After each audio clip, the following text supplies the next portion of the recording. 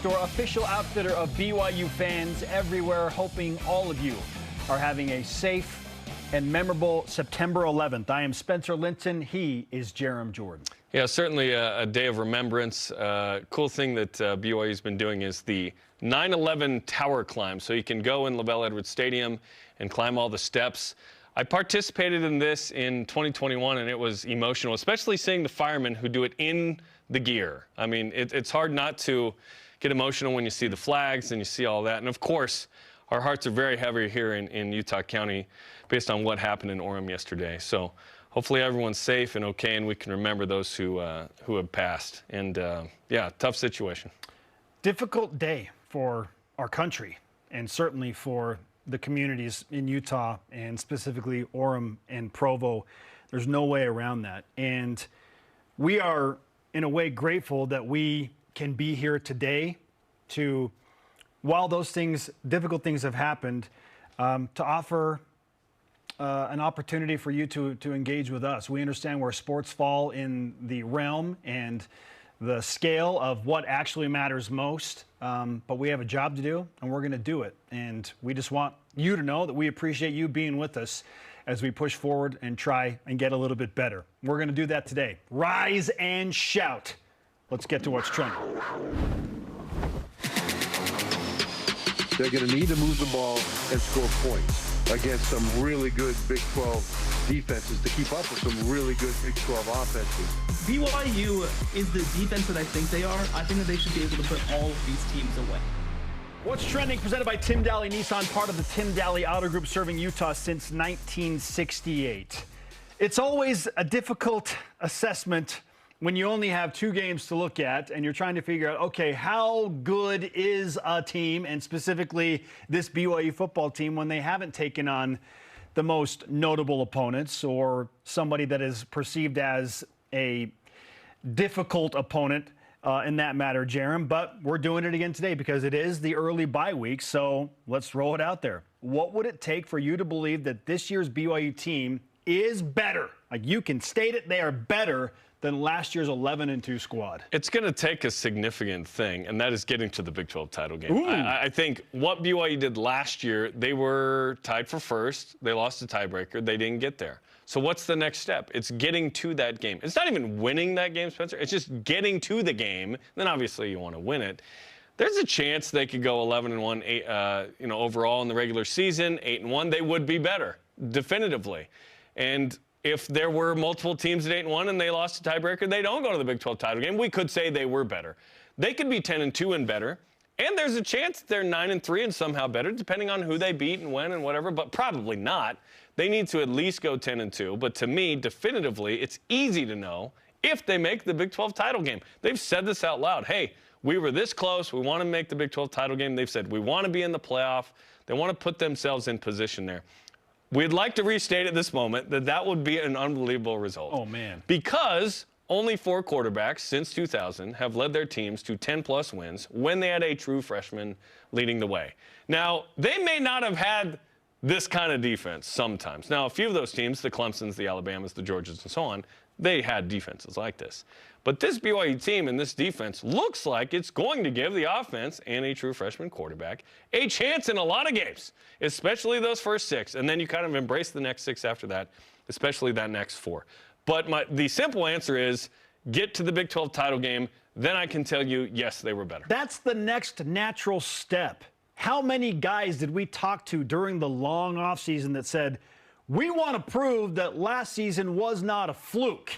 We want to win double-digit games again and do what we didn't last year, take advantage of the opportunities late in the season, win some tough games, and get to Dallas and play in a Big 12 title. So, yeah, that's the clear delineation of, okay, which team was better. If you can point to that and say, well, that team went to the Big 12 championship, so, yes, they are better. The hard thing for the team at BYU this year compared to last year is the schedule's so different. Through 6 games last year, BYU had already won at SMU. They had defeated a ranked Kansas State team, and they had won at Baylor. Like 3 notable wins in the first 6. What's going to qualify as notable in the first 6 this year? Just winning all 6? If you're 6-0, awesome. But last year's team was 6-0 with some meat on the resume. We didn't know. Yeah, that's a great point. We didn't know SMU was awesome yet. We didn't learn that SMU was awesome until later October, and frankly, November. Baylor in that regard, too. Right, same thing. We didn't know Baylor was awesome until the end of the year. And they were 8-4 in the regular season. Had a good year. But this schedule, and you just saw it on there, there are 3 ranked teams sitting there in games 7, 8, and 9. And then TCU at 10. I mean, BYU could be 6-0, Spence, and I still won't feel like they're going to go 3-1 or 4-0 in the next 4. To me, right now, as it stands, I would go, please go 2-2. Please go 2-2. And be in a position where you can beat TCU, Cincinnati, and UCF, and then you're hoping to get a tiebreaker. That would be, to me, realistic best-case scenario. I'm going to allow a true freshman quarterback to be a true freshman quarterback. Yet the defense is probably going, we're going to help him. The tackles right now, who are crazy high graded, they're top 4 players on the team, Jada and Gentry. We'll talk to Cam Miller about what they have. I'm looking at PFF, what Pro Football Sports Network has. They have crushed it. What is the evolution of this receiving core? LJ Martin continues to look awesome. Maybe all these things are so good. Like we talked about, the Bear doesn't have to be crazy awesome for BYU to be in a position to maybe make the Big 12 title game. Again, it's early. It's early. But so far, so awesome. It's pretty wild that I'm sitting here saying if BYU wins their first 6 games, we're still not going to be able to say that this team is better than last year's team. Well, they went 9-0 last year. I mean, you can at 6-0. Now, if BYU had a significant win. They had Clemson or somebody in non-con, and they won that game. All of a sudden, we could be like, well, that win was better than anything last year. What is Arizona by the time BYU gets to Arizona? Let's say Arizona beats Kansas State this weekend, and they have that would be so bad for Kansas State, like the spiral continues. Yeah. Speaking of Kansas State, if they don't beat Arizona this week, I think they're a 1.5 favorite, then watch out for their season to just go into full-on tank mode. Yes, I agreed. Because you're 1-3. They'll try and get A.J. DeBonsa somehow in the NBA draft. Okay, Arizona has Kansas State, and then they have bye week, and then Iowa State. Ooh. Like a define. If they somehow went 2-0, we'd go. Arizona is good and on the road. They're clearly better, and BYU's got to play in Tucson. Now that game takes on some more significance, and maybe that's a data point where it's like, oh, BYU, if you go to Tucson and beat an Arizona team that's much better, that has some meat on it. But it's going to take the back half of the schedule in large part for us to really know if BYU is on par with last season's team and opportunistic and maybe better, depending on what they do in the 4-game stretch that you just pointed out. Don't be surprised if TCU is ranked by the time BYU hosts them on November 15th either. They absolutely could. Absolutely. There's a realistic possibility that BYU could face 4 ranked teams in a row in games 7 through 10. Like, that could happen. The good news is, at that point, Bear has seen 6 games. So now he's sort of graduating from freshman and sort of the tail end of that, right? But those 4 games are tough. They're real tough. We'll see how good all those teams are when we get there. But by the way, next week, big noon kickoff, Texas Tech at Utah. Amazing. That's a great game. I can't wait to watch that game. I know. I can't wait to watch it. I think it's going to be awesome. Ooh, all right. Loaded question. By the way, BYU could be better in certain areas than last year, but we're talking overall. Yeah. If they're better than last year, oh my gosh. They look like they are, competition notwithstanding. Our question of the day is the one we're just talking about, and we gave you our answers to. What would it take for you to believe that this year's BYU football team is better than the 2024 squad? What if someone says, well, they have to go 10-0 because last year's 9-1? At Sean Wilkie on X says the offense needs to prove they are as good as last year. Can this offense keep BYU in a game and win it like they did against Oklahoma State last year? I think if the defense falters in a game. Is the offense good enough? Yeah. Will there be a game where they give up 30+? Probably. BYU will face some high-powered teams. Again, games 7 through 10. Like, there's going to be a time when the offense is going to be called upon to do more. Can they do it? Yes, unleash the offense as the passing game, as Aaron Roderick touched. Sean Wilkie continues. If the offense can win a game like last year, our defense and special teams are both better than last year's, and it makes this year's team a better one. Last year's team was so complete. Yes. It was such a complete effort. Yeah. Ben Peterson on X says conference championship game. Yeah. Agreement there. To be better, they need to do something last year's team could not do. I think that is going to be a tough ask with a freshman quarterback. It is a tough ask. It really is. And remember, BYU started 4-0 in one-score games. That's why they got to 9-0. Then they went 0-2 in one-score games. So there you go. All right. Weigh in on X, Facebook, and Instagram to join the conversation. What do you feel BYU has to do this year to show you they're better than last year's team? Okay, with that said, what are the most sustainable things from BYU's 2-0 start? Most of the numbers are so ridiculous right now that it was a little bit difficult for me to find numbers that are like, okay, that seems like a fair, sustainable number. Okay, you got to dive deep into some metrics, but I'll keep it surface level. I feel like sustainable at the top is Bear Bachmeier, specifically in his completion percentage. I think, Jeremy, he can be a 63% passer or better. I don't think that's too much to ask for him. He's shown us that he is conservative.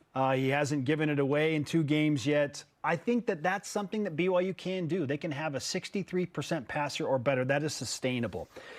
Quarterback sacks for the BYU defense. They're at 2.5 per game, 5 total. I don't think that's a crazy number given how good this defense is. No. Traditionally, with what BYU's done in the last 5-10 years, it feels crazy. But I would love to get to the point where 2 sacks a game is not a crazy thing. Come on. That's not that many. I think they can do this. Get to 3. And they might bloat the numbers based on the competition they face in the next 4 games as well, especially with East Carolina passing it a lot. I expect 4 or 5 sacks against ECU because they drop back. Get after the quarterback. They don't care to run. And that number can be bloated a little bit. Takeaways, right now 2 a game. Between last year and what we've seen in the first 2 games this year, I'm inclined to believe that BYU can take away the ball 2 times a game. Last year was more than 2. Yeah, it was 29. Yeah, it's 29, and 2 a game would have been 26. Yes. Right? I think that they can do that. The defense is creating enough volatility and chaos, and I have no reason to believe that it won't continue. If they're deeper and better, like the coaching staff says they are, and like the players believe they are, why not? And then finally, I just wrote 3 words: Will Ferrin automatic. I think that's sustainable. He is special. Just put dashes between them, then it's 1 word somehow. He is automatic, man. Every time he runs onto the field, it's like, okay, BYU is going to make the kick and guaranteed points. We will be shocked the next time he misses a field goal. I will. Utterly shocked. Oh my He's God. imperfect. Okay, yeah, it's likely to happen at some point, and BYU might try some really long field goals, and they're much harder in the wind and variable conditions. But he is sustainable in and of himself. Like that game, the kicking game, special teams with Will Ferrin. He's clean energy. Feels automatic. Sustainable. Yes. Let's go. Yes. Takeaways, I agree. LJ Martin, I think, can sustain near 100 or over. Over 100. He's 120 right now. Remember, that's minus 2 quarters against Portland State. Otherwise, he'd be like 150, 160. And then the other sustainable thing is winning. I believe, and I said in August, I think BYU will be 6-0, 5-1, no worse than 5-1. I think the winning is sustainable for a few more games. And then you get to games 7, 8, 9, 10, and that's where the season honestly really begins. Like, how we define the season will be games 7, 8, 9, 10. We won't talk about, well, the win at Colorado, we won't talk about it. We'll talk about Utah, Texas Tech, Iowa State, TCU. If BYU could be 6-0 and then go 2-2 in the 4, like you present. Like they have a chance at the Big 12 title game. You're 8-2, and if you close out against Cincinnati and UCF with wins, again, you're hoping for a tiebreaker because see big what conference. happens. Yes, who did you beat in that 4-game stretch to help you win some tiebreaks? Let's hope it's Utah. There are some what we feel unsustainable numbers as well. We didn't bring up a lot of the defensive numbers because these are not sustainable. There's some crazy numbers We right would now. all love to believe the BYU could sustain this list, starting with 1.5 points per game. Not per drive. Not sure that's going to happen. Not per drive, per game. Touchdowns allowed, just straight up. 0. Rush yards, not per carry, per game. 7. What? Pass yards per game, 99. Under 100. ECU is going to pass for over 99, I guarantee. 106 total yards per game? That's it. Hey, you're the math guy? That's easy math for me. Yes, it is. Quarterback giveaways. Bear Bachmeier's not turned it over. He's going to turn it over at some point. And then how about the scoring margin? 46.5.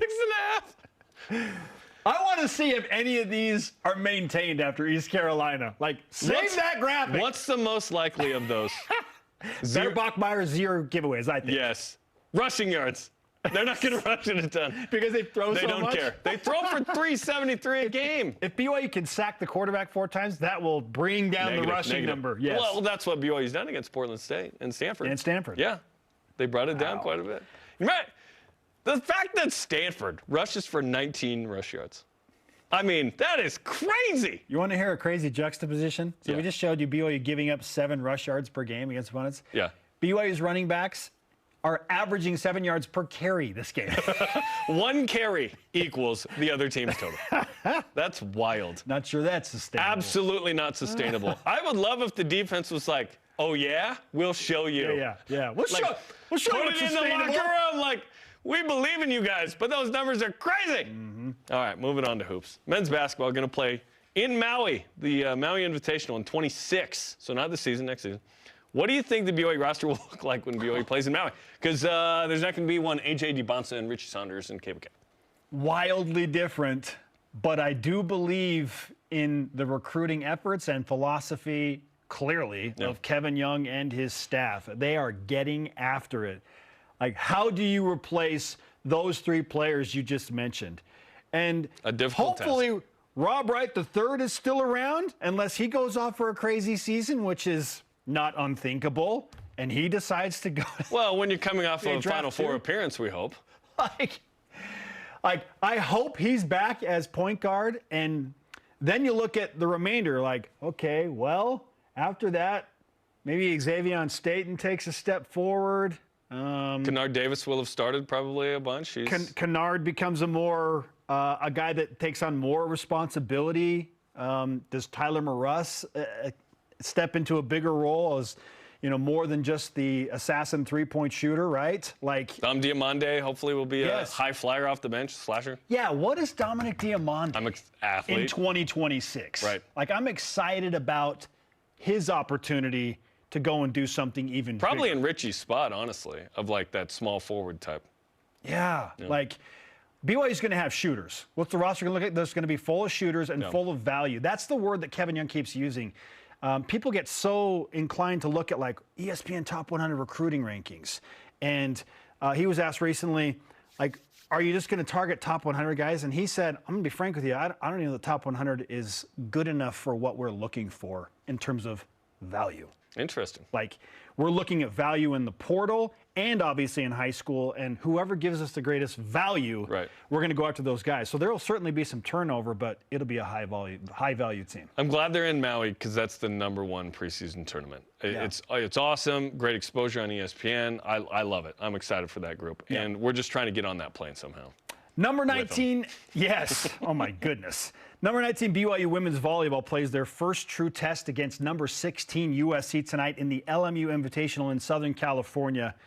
Jerem, does BYU need this win for their non-conference resume when it comes to assessing their resume for the NCAA tournament? It is the best team they will play in non-conference. It would be nice. There are 5, 6 ranked teams in the Big 12, so there's plenty of opportunities for quality wins in conference. But yeah, it would be great. If they lose, I don't think it's a huge deal. But their main goal is to host the first and second rounds, and last year they were on the road. So if you get this win and you're top 2 or 3 in the Big 12, I would think that you are probably hosting first and second round games. And when BYU does that, most of the time they win those and go to the Sweet 16. So yeah, tonight is a big match. I just hope that BYU can rise to the moment. They've done this so traditionally in the past where, like, they've played some of their best volleyball against some of the toughest competition. Like, that's become like a thing that Heather Olmstead teams do. I hope that they can prove it because there aren't going to be as many opportunities. This is the best one in non-con, and that's ending here in like 2 weeks. They're playing 2 weeks from tonight. They're playing Colorado in Big 12 play. That's wild. Yeah. It's that fast. Yep. So hopefully they can get it going, figure it out. Suli Davis, Claire Little Chambers, let's go. Rams head coach Sean McVay said in an interview that he got a text from a friend about Puka Nacua. Quote, he must mix his oatmeal with cement because he's so tough, end quote. Is there a part of you that actually believes this? I want to say yes. A couple pebbles, fruity pebbles maybe? No, he clearly is not, but his toughness is maybe his greatest attribute. Like, just his ability to Physical, mental toughness. Wrestle away defenders, make incredibly tough catches. I feel like I've seen it all from Puka at times. Like, wow, man, he's just. But then he'll do something else. I'm like, last week was a gash above his eyebrow. Yes. Comes back in. Just does. Thought he might have a concussion. He clears protocol. He comes back 10 for 130. Dude is Come on. super tough. Yep. And so I love that exaggerated explanation of him. But his toughness, I think, next to the brightness of his personality, I feel like those are his two greatest attributes. Why everybody loves him and why his coaches love him. I'm excited to watch his brother Tay for BYU this season. I think with JoJo Phillips' injury, we may see some Tay Nacua. They fear nothing. The Nacuas fear nothing. Well, they've been through a lot, man. Go watch that Deep Blue if you haven't seen it. They are motivated to be great. No moment is too big. Like, that is a unique attribute mentally, as you mentioned. Yeah. Holy cow. Yeah. Super impressive. Love them, man. If you miss any interviews, trending topics, other BYU Sports Nation content, you can always find it on demand on our BYU Sports Nation YouTube channel. After the break, Cam Mellor of Pro Football Sports Network is back on the program. Which BYU players does he believe are the Cougars' top NFL prospects right now? All the stats on BYUSN.